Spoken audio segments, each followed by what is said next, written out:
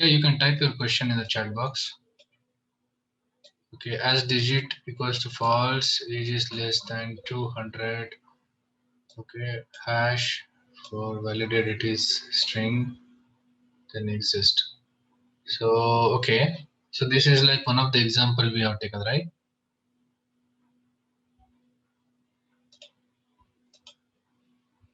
I think probably in if condition somewhere, right? Conditions maybe. Yeah, as digit. You don't have to say it's false. You can just say each digit. Anyway, if condition gonna work on that.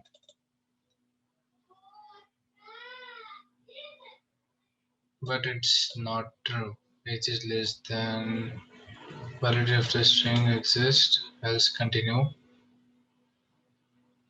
So I don't see any problem in your code. Only thing is you don't actually need to check the code whether it's false or not.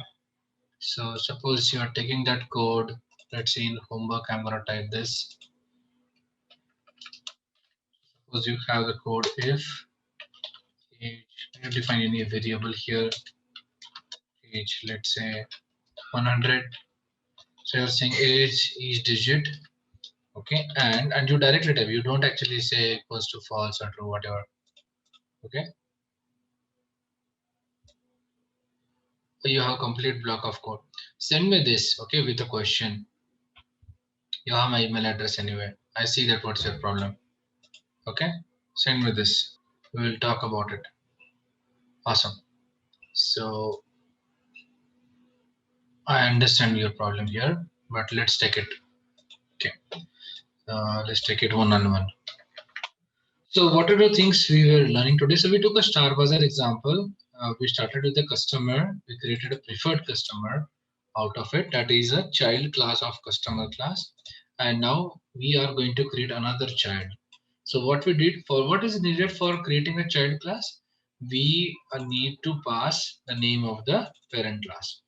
Now I'll be telling you an example of multi-level inheritance. So this is a simple inheritance where you have one superclass and one subclass, or one parent class and one child class.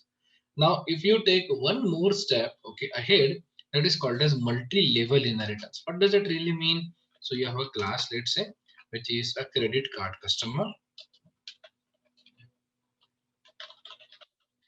Okay, and now credit card customer is basically a preferred customer because we already have his information. Okay, so now what happened? You have a hierarchy created. You have a customer class. Child of that is preferred customer class. Child of that is credit card customer class. So grandparent, parent, and child. Okay, something like that got created. So to issue a credit card, you definitely need his PAN card number and all. So you have in it, and you copy all these parameters.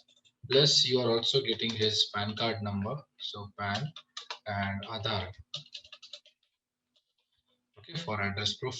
And then what you do, you ask preferred customer to process the previous inputs, whatever inputs are here. You're telling preferred customer to process them, and you will process the other inputs which are required for you. So PAN equals to PAN and self dot Aadhaar equals to Aadhaar.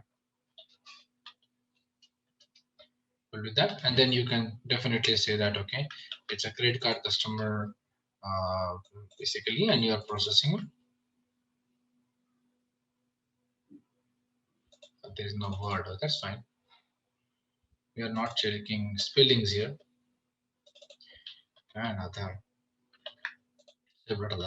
So that actually creates a credit card customer, and you can have a discount for credit card customer as so this is again overriding. So now you have three levels of overriding also. So now you are overriding with credit card customer, and for them the discount is, let's say, 5%. So credit card customer discount is you can say 5%,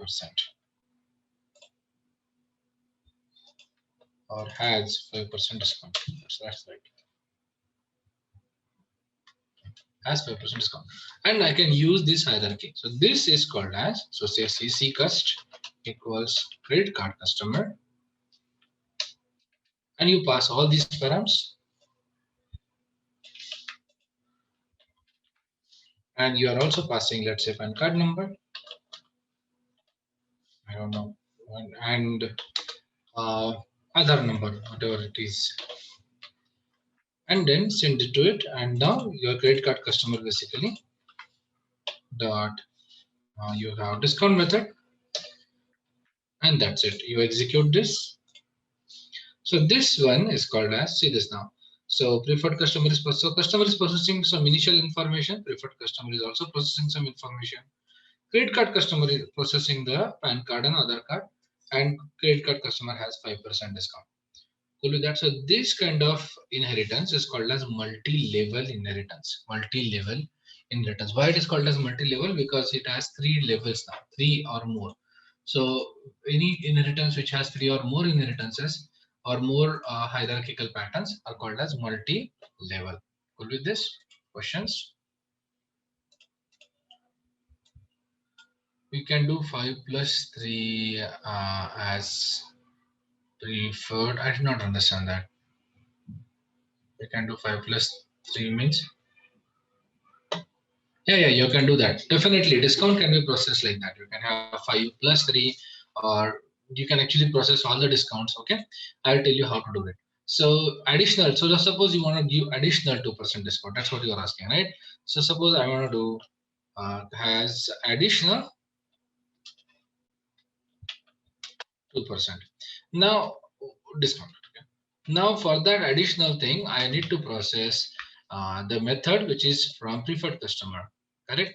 Otherwise, it will be only 2%. So why, when I say additional, that means definitely you need to process the discount from here also. So how can I call this method in this class? Because of overriding, you actually eliminated any possibility of calling that by default. So you have to call it manually. So how do you call manually? You will call your parent class and then ask for discount method. Okay, so you will just say parent class dot discount. Cool with that. So you will get that particular discount now. So suppose again I'm commenting all this because this is too much. A lot of output is getting printed. So we'll only process credit card customer now. So suppose now I execute this. Oh, missing argument self. When you are calling like this, okay, from one method to another, you need self parameter.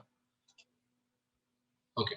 See, this preferred customer has 3% discount and credit card customer has additional 2% discount. So that will be 3 plus 2. Okay, as you see that. Cool with this? So now you can call all your parent class methods like that. If you are overriding it, even if you are not overriding it, you can definitely call them. There's no issue with that.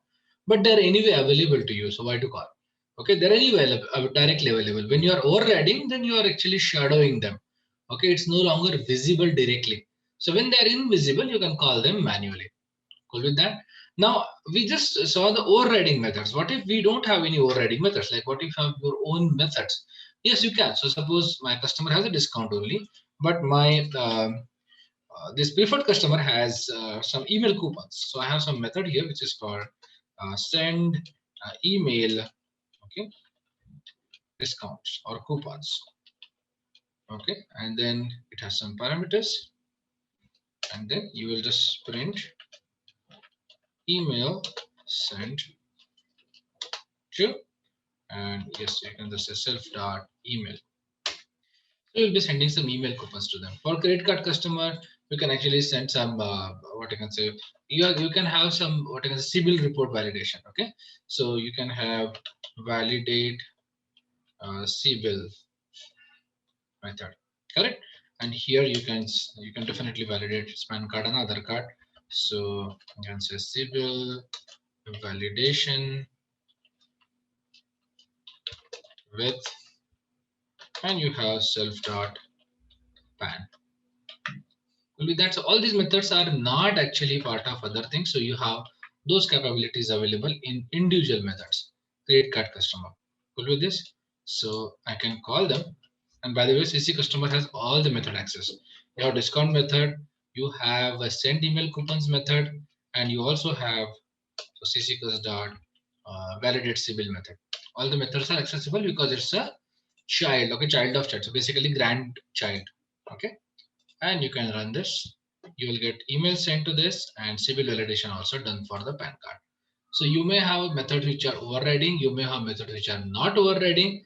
All of them work in conjunction to create an entity which is what I can say complete by itself, as well as taking the properties and methods from the parent class. Cool with that? Is this clear?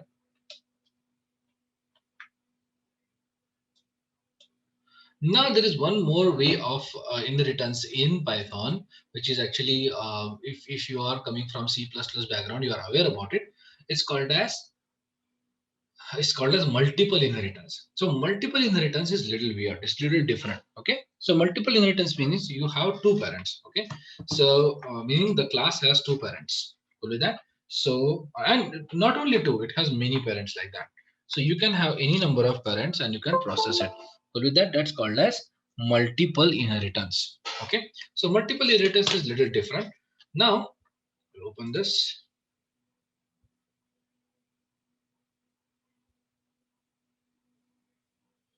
Okay. So in multiple inheritance, what happens? Suppose you have a class, let's say super class 1 and another class, this is super class 2. You can create a child which is actually taking the properties from here as well as here.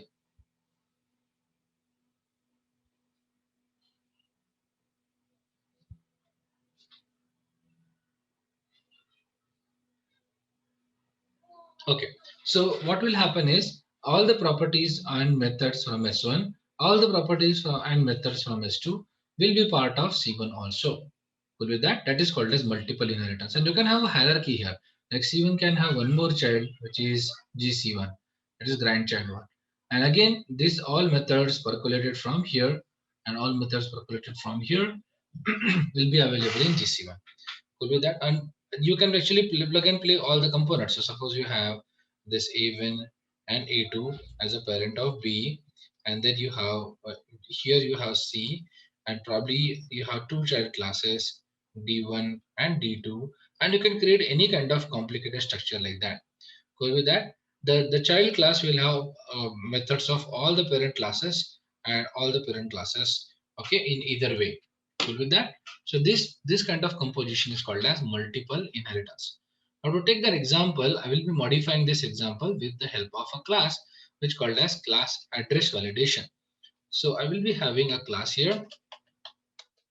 Class name is address validation. So address validation class is an independent class. Okay, it's actually not dependent on customer or anything because you can use address validation in conjunction with anything basically. So now you define this, you call init method, and in init method you are passing obviously address. Cool with that? And basically you are having self dot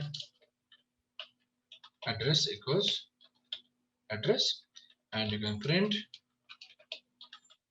address validation. Okay, provided or processed for, and then you can pass self dot address here. And obviously you have more methods in it. So you have more method here. Let's say Google Maps validation, and you have multiple validations like that. Okay.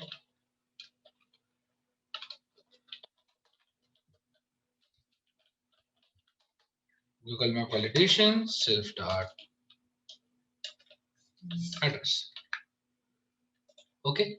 So now this particular class, address validation class, is a parent class of, let's say, preferred customer, because only preferred customer gonna give all this information to you. Could do that. So you can actually process address validation. So now we'll use comma separated classes here. You can see preferred customer taking customer as well as address validation. Now address validation takes address. You can also take an address here. Okay, and process it with the help of address validation constructor. So you can do this any number of, okay, obviously you need self, by the way. Any number of classes can be called as a constructor call. So you are calling address validation customer constructor, and it will be available for you. Okay, then same will be percolated.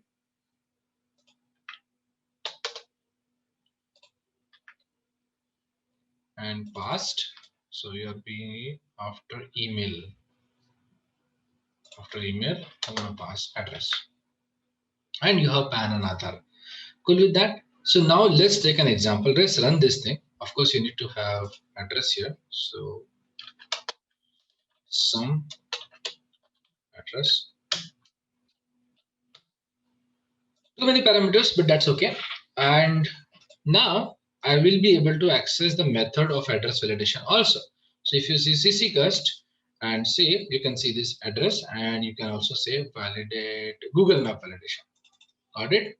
See, when this method is accessible because it's a parent class. It's a parent class. Cool with that? So now run this, and you will see Google Maps validation here. And somewhere I should be able to see address validation. See address validation process for some address. So constructor call is also there. My question is different now. Now, what if the method exists in both the classes? Suppose I have a method which is available in both the parents, okay, and not available in child. In that situation, what will be? Just give me 1 second, okay.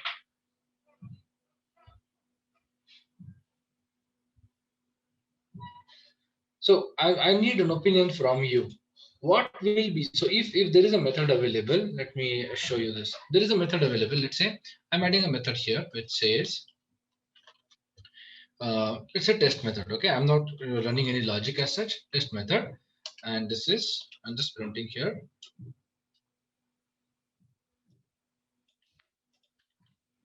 And here I'm just saying test method from customer. An exact same test method, I'll be copying it into an address validation. This is a little bit of mystery I'm creating for you, and seeing I'm test method from address validation. So name is same. Okay. Now when I call cccust dot test method, which one will get called? What is your opinion? So what is the answer? Okay, which particular test method will get called? Okay, I got one good answer. One good answer.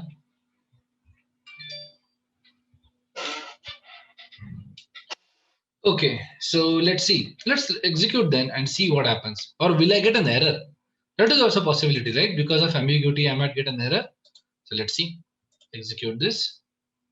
Test method from customer. So when there is an ambiguity, it will resolve from left to right. What does that really mean? So it will take the method for the first declared parent. It will take the method from first declared parent. Okay, so it will take it from customer. If address validation is declared first, then method will be executed from address validation. Okay, that's a simple and sober rule. It will execute from left to right, simple as that. So first parent will execute the method. Okay, is this clear? Common interview questions.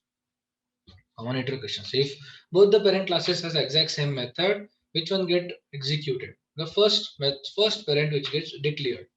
Okay, that method will get executed. Okay. Any questions up to this point? So what we observed, we saw multiple things. We saw normal inheritance, okay, which is what, so you see this hierarchy now. How exactly we have created. So we created a customer class. Okay. Now child class of that is preferred customer, and child class of that is credit card customer. We created another class called address validation and made this class as child. So preferred customer is child of customer class as well as address validation. Okay.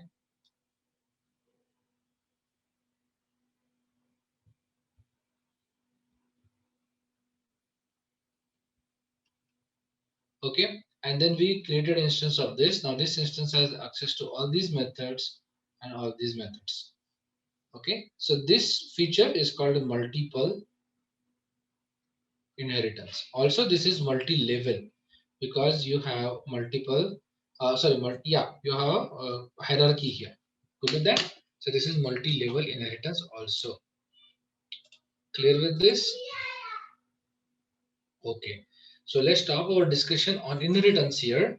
And today I have to take some important topic, which is file handling. File handling is important to start your project because tomorrow you have to start your project. Okay. So the project videos will be shared with you. There are 3 videos. You have to start working on those.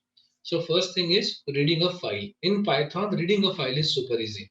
See, whatever we are covering up to this point, we were actually arriving to the point which are absolutely necessary to execute a project, the first project. Okay.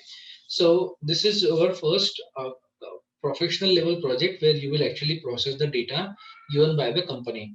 Okay. So what happens is the company provides the data within the file format. Okay, I'll give you a quick brief of that. So what exactly happens is company provides, suppose, okay, I'll tell you what exact this data is. So you know this Tata Sky, okay, or all the DTH providers, right? What they do is they track your watching. Whatever you are watching, right, they track it.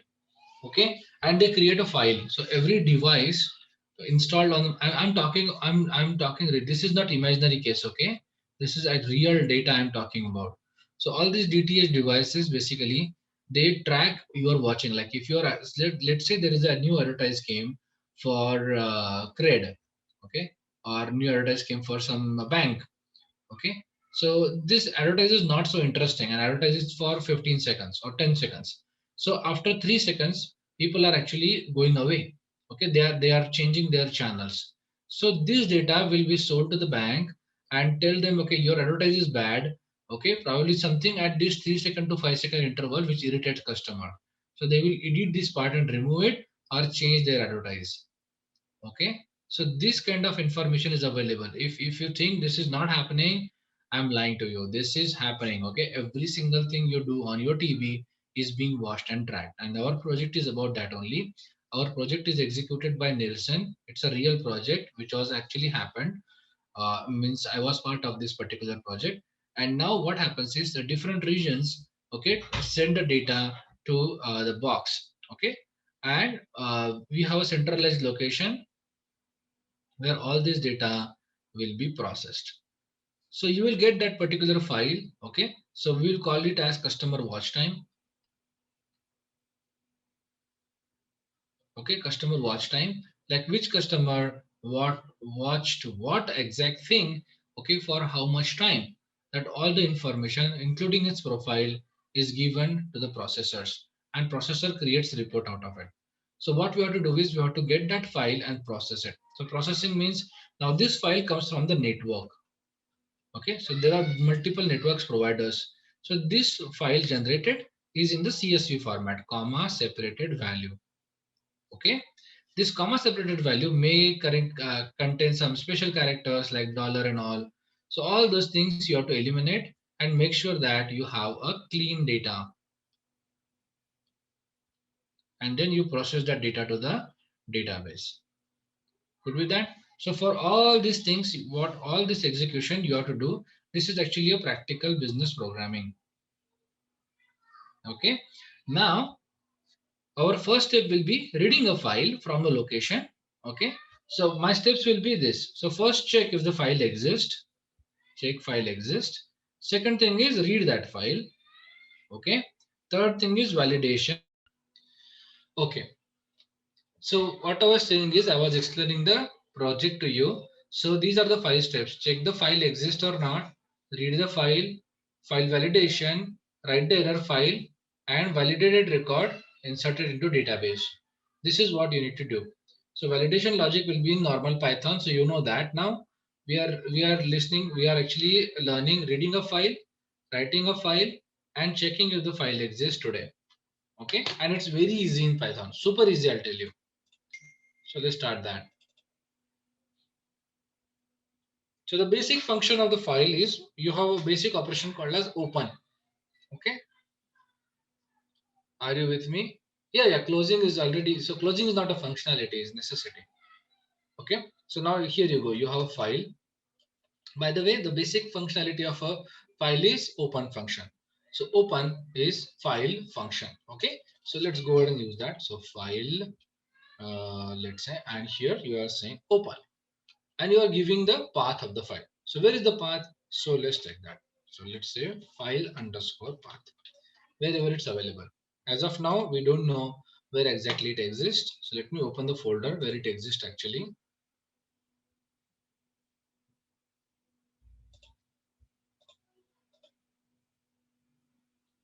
I have a folder called file.io. Yeah. So here, let's say I'm actually checking for demo file.txt.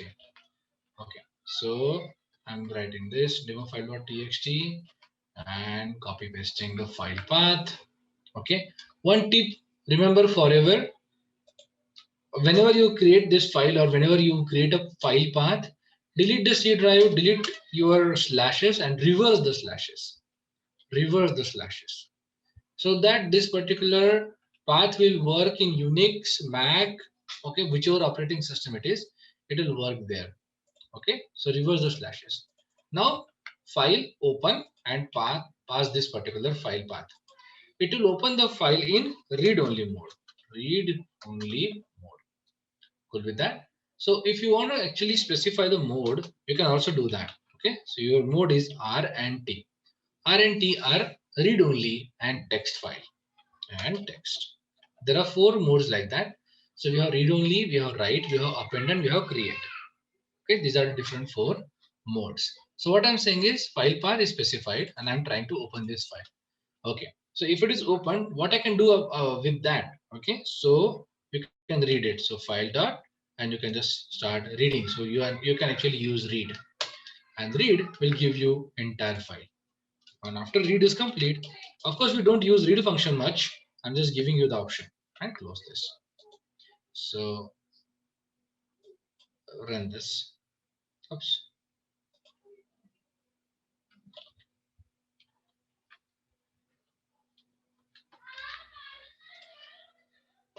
And you can see that you basically got all the lines. All the lines. That's not the way we process file, right? That's not the way. Give me just a second. So this doesn't make sense. Like entire file in a single chunk, I don't want it.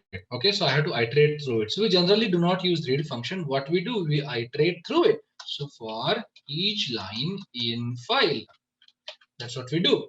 And we print it or we process it one by one. So processing, okay, and then you can just specify each line. So basically for you, when you read that CSV file, what you will do, you will call a function, and that function input will be that line, and then you will process that particular line. Okay. So let's see if it works that way. So you can see that processing line number 1, line number 2, and it goes on that way. Okay, isn't that awesome? That's the easiest way of reading a file. Yes or no? So, okay. There is an optional function. So people who are coming from COBOL or those languages which are counting the characters. So if you are counting characters, okay, Python do have that kind of function, and you can always read with a number. Let's say you're counting 10 characters from 0th position to 10th position, let's say, you will be able to get that. Okay, that's also available in Python. So you follow 10 and you will get only 10 character out of it. So I'll give you a simple example. Okay, just for the sake of people who are gonna use the legacy functionality. Yeah, I'm forgetting print. So you can see that only 10 characters are printed. So character wise printing also is possible in Python. Although again, read function, read with characters, all those things are not very useful. Most commonly, we're gonna do this. So for each line, you're gonna write these files. Now suppose I want to write a file. Okay, suppose I want to write a file. How can I do that? So what I will do, I will use a write function on the file. So I'll copy this path, and here I'm saying demo file underscore k demo file underscore kk coding kicks. Okay, and I will be writing that. So now while opening itself, what I will do is I'll say file path, and here I will actually mention W. There are two options again. So one is W. W means write, and you have A. A means append. So most common out of these two is append. Append means append to the existing file. Okay, what W will do is it will wipe out the existing content of the file and rewrite everything. Append though, it will keep the existing content and append on that. Okay, and if file doesn't exist, write and append both are able to create the file. Cool with that? So all these things is available in your materials, don't worry, but I'm still writing that. So write, it will wipe existing content. Okay, you have append, it will append or add to existing content, and both will create, both W and A create a file if not exist. Okay, both of them has capability to do that. Cool with that? And now you gonna write the file. Cool with this? So let's write. Let's write something. So file dot, and you have write function. And here you can say this is my new content. Okay, and close this. File dot close, and you're basically done. And if I run this write file, go here. You can say KK. Where is KK? Yeah, and open this, and you will be saying this is my new content. So now if I'm using A, it's gonna append it. So for you, when you do your project, you will be appending that particular records, because error records are continuous. So you're gonna append it one by one. Cool with that? So that's the writing of file. Now what does OS module do? Remember that there is one more functionality I told you about checking whether file actually exists or not. How can I do that? You do that with the help of OS module. So let's go here. And what is module? You're gonna import a Python's existing module here.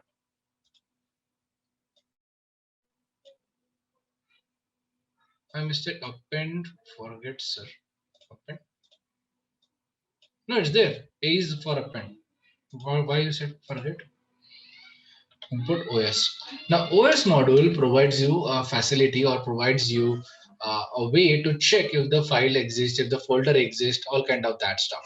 So suppose you want to check whether this particular file came or not. So here is my file path, and I wanted to check whether this particular file exists. Okay.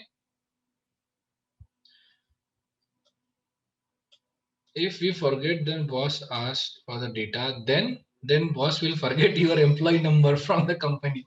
Okay, don't do that. So if you are not actually see, by default you should use append until and unless you are very clear that you have to use write. Okay, always by default use append function and append to the existing file. Okay, and what we do generally is create the file with the date appender. That means demo file underscore date. Okay, so whatever current date is, it automatically gets created. Date changes, file changes. So you can always keep the track of number of files getting generated. Okay, such kind of small policies can be always used for. So I want to check whether this particular file path exists. How can I choose that? So you can say if os dot path dot exist, and then here you pass. So OS has a lot of functions like that. We are not going to cover everything. I'll give you the main and important stuff. So here I will be checking, okay, this file exists. Okay, and else we can definitely say that this file doesn't exist. Okay.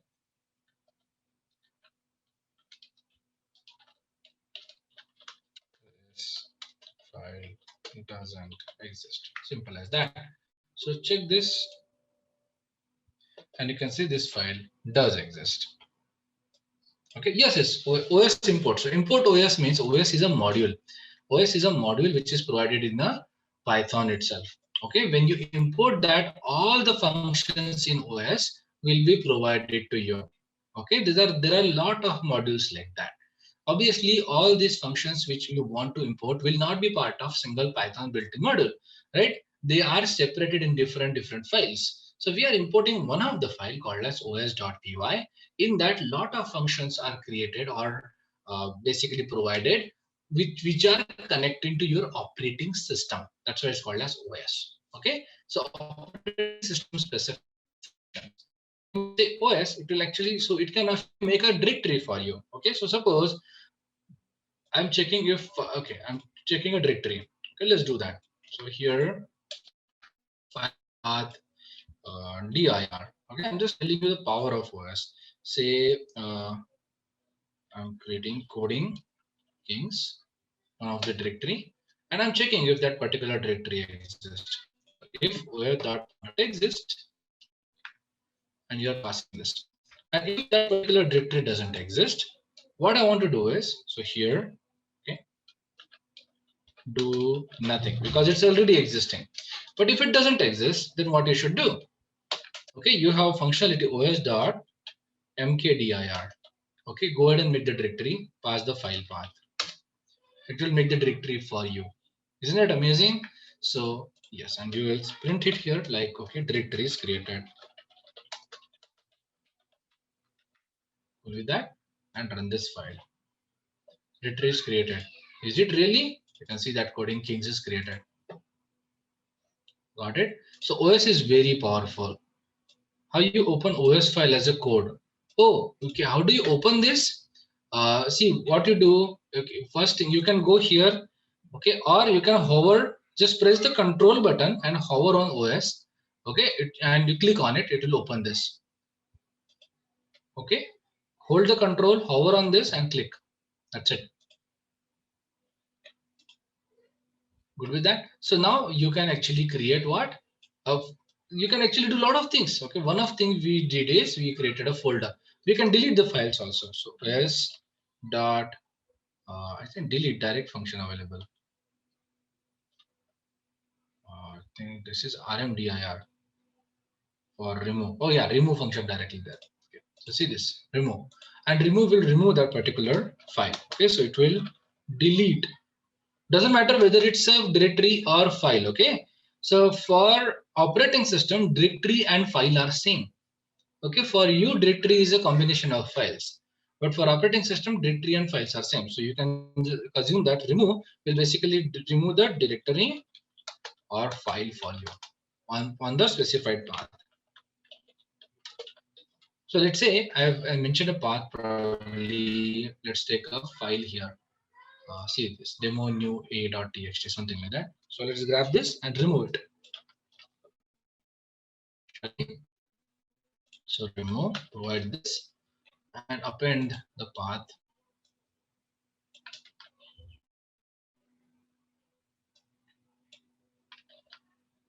Okay, os.remove, and you can simply say print file removed and file removed, and see if the file exists. It's gone. It's no longer there. Okay, so it will be removed. You can remove the directory also. Got it? There are many functions in this.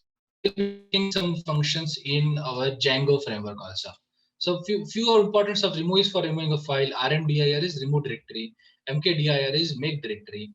Okay, taking the name. Close os.close. Okay, write read also there. So there are a number of functions. Now one of the important function is we have to take that is to list all the files from that particular directory. Okay, what is fd is a file directory, file as a directory. Okay, so one of the important function we need to check is list down all the files in that particular directory so that you can check the format. So now you wanted to check the csv format, right? How do you do that? So you suppose you got 10 files and you want to read all, so how do you get them? Okay, so that you will do with the help of os.list file. Okay, and you provide this here.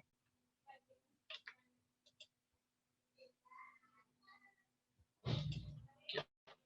And okay, wait a second. File exposed. And you give for each file in file list. Print each file and run. Some problem? Not found. Okay, this particular file. Okay, you're trying to delete a file which doesn't exist.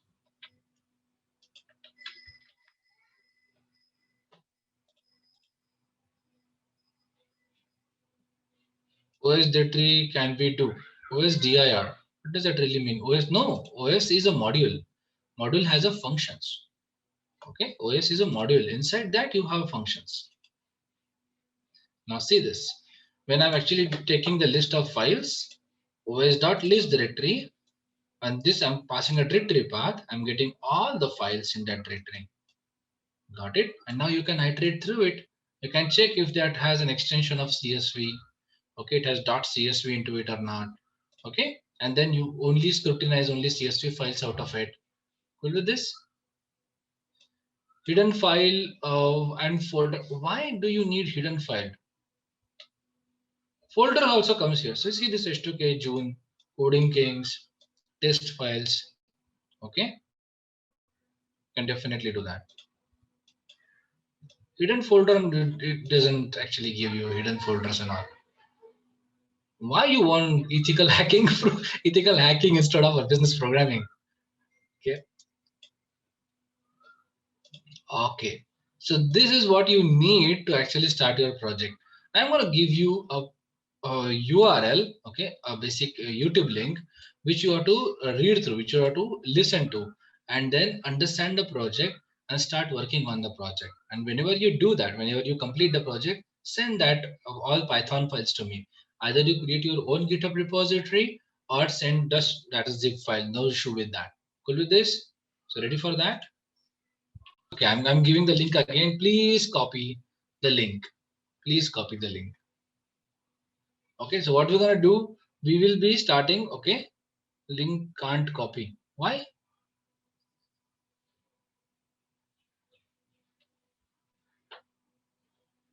Say so, no option for copying it.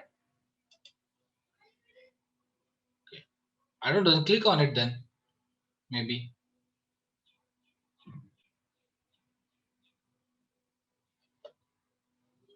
click is also not there. Okay, I'm so surprised. Then how can I share with you? But you guys received my GitHub and all those links properly. How come this link is not working? All the other links are working, right? Manually tap. It's open, right? Okay, see this. That's right. Okay. So this particular project, go through the videos. Okay, try to understand the project. Whatever we learned up to this point will be arriving to that particular project now. So you should be able to complete this project. Only one topic is remaining, which is database, which we are going to understand tomorrow. So tomorrow, what we'll do, how to grab the data and save it in MySQL database. Okay, MySQL database. We're gonna insert that data, whatever we read from the file, we're gonna insert that into database tomorrow. Cool with this? So we understood multi-level and multiple inheritance today. We understood the method complexities, okay, how Python resolves that. And we also understood how to read a file, write a file, and how to check the existence of the file and list all the files from the directory. Does it stop? Actually, no. It's an ocean. Okay, you can definitely explore more, but this is absolutely required for the project. So go ahead and start working on the project. You will actually explore more amazing things in Python. Okay, so let's stop here and let's continue tomorrow with database connectivity so that you can complete entire project. So your project last part will be book is already shared, Sumit. It's in GitHub. It's in GitHub. So the last part will be the database where you will actually need that to save all the valid records into DB. Will be that? Okay. Thanks a lot, everyone. Have a good one. Let's meet tomorrow. Bye bye.